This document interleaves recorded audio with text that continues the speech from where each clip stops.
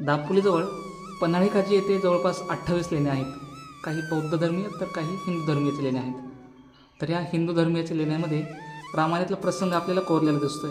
जसं की या ठिकाणी मारुतीने पर्वत उचलून आणला आहे. या ठिकाणी रामाने लक्ष्मणाला मांडीवरती घेतलं आहे. इथे युद्धाचा प्रसंग आहे. हे सर्व युद्धाचे प्रसंग आहेत. या ठिकाणी वानरसेना लंकेला जाताना ब्रिज बनवतात, पूल.